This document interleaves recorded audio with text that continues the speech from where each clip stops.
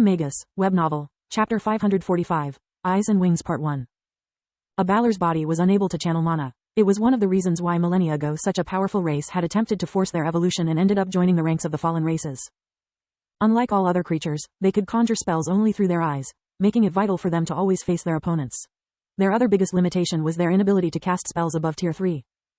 The highest tiers of magic required to fuse and manipulate multiple elements at will, while each one of the Balor's eyes could only handle one specific element. Activating more than one eye at a time was possible, but they were unable to cooperate. The only exception was the creation of hard constructs, like weapons or armors made from ice. They could be infused with multiple elements, but always one at the time. Balors couldn't use gravity magic, dimensional magic, nor complex arrays.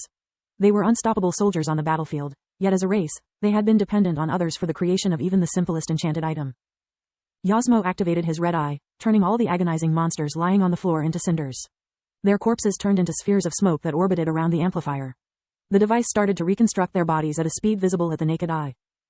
Then, the Balor activated his yellow wing, obtaining the same effects of air fusion. The sudden boost in speed allowed him to escape from Lith and put some distance between them.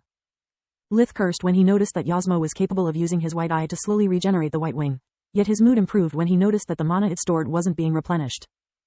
It seems that wings and eyes are connected, Lith thought. Indeed, unlike Trouble, Yasmo's eyes cannot accumulate world energy on their own. A wounded wing means he cannot recharge the corresponding element. We can't allow him to buy even 1 second. Solus pointed out. Lith darted forward, using a flight spell to match the opponent's speed. The Balor was forced to interrupt his healing spell to activate his yellow wing. It allowed him to negate Lith's air magic and unleash the lightning bolts he had previously stored. Or so he believed. After fighting Thrud, Lith had spent hours learning how to infuse his will even inside low-tiered spells, so Yasmo's attempt to slow him down failed. The focus needed to succeed prevented Lith from retaliating to the incoming lightning pillar, but he didn't need to. Solus opened a small warp steps in front of them, which redirected the massive spell against the amplifier. The adamant it was made of and the enchantments protecting it resisted the assault, but the monsters surrounding it weren't so lucky. They had yet to regain half of their bodies that they were once again reduced to smoke and ashes. Nice artifact, human. I have some too, Yasmo said. A small silver sphere in his right hand shone with the intensity of a small sun as he launched himself against the enemy.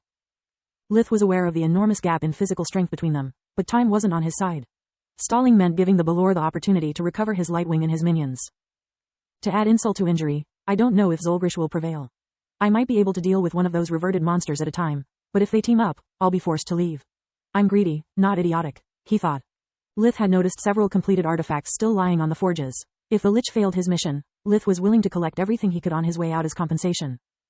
Lith dodged to the side, avoiding a head-on clash with the Balor and cast another Tier 5 spell, Stormnado.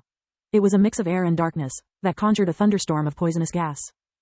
The destructive mass of energy and the lab defenses clashed as Lith made sure the amplifier was caught in the area of effect of his spell, delaying the reverted monster's resurrection even longer. Yasmo appreciated Stormnado's prowess, considering the pain it inflicted him like a foretaste of the power he would wield once he completely assimilated the Lich's essence.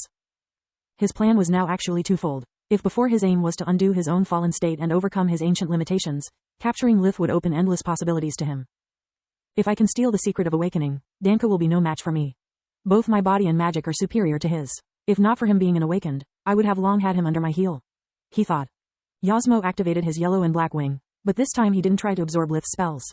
He instead reverted the flow, sending mana from his eyes to his wings and making the corresponding elements in the world energy unstable.